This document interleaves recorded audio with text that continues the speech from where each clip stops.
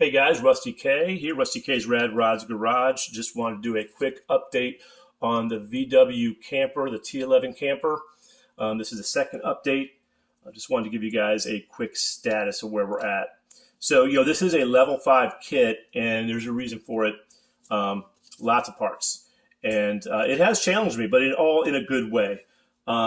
Just wanted to give you an idea of where I'm at. So this is the top view that you see here, and I'll explain some things here as I go through this, but this is where I'm at right now.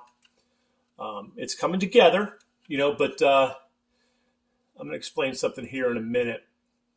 If you do this kit, and I think I saw this tip on a previous video and I didn't heed the warning.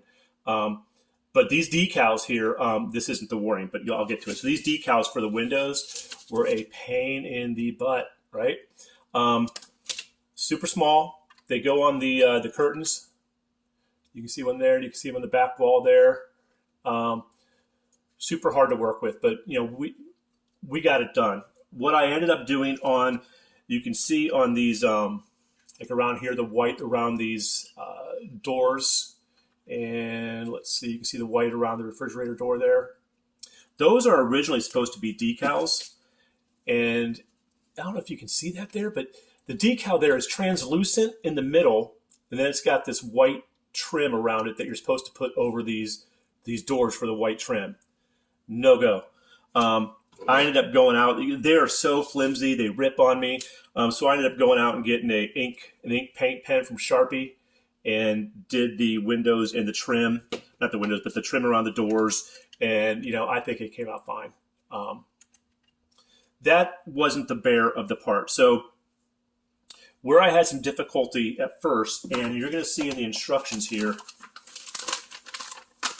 when you're putting on this panel right here, and then the back hinge door, and this panel here, this panel, these two panels, and this panel, oops, let me get this in front, this panel, and this box here.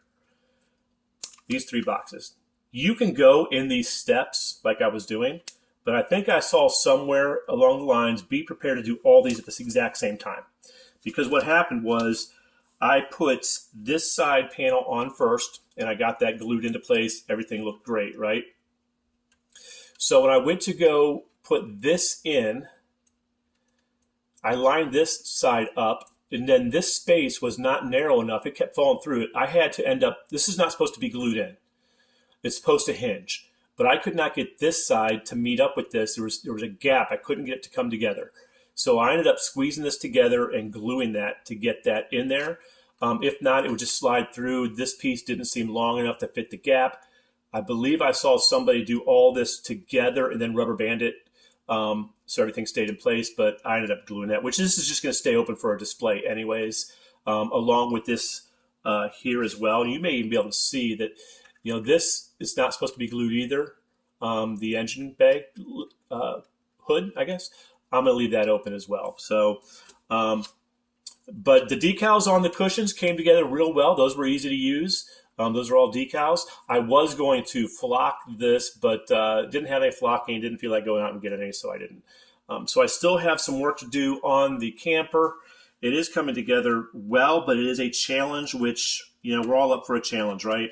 My tires keep coming off here. I've got to keep going back and putting this tire on. So I've got to take this off and get this better secured, this actual tire here.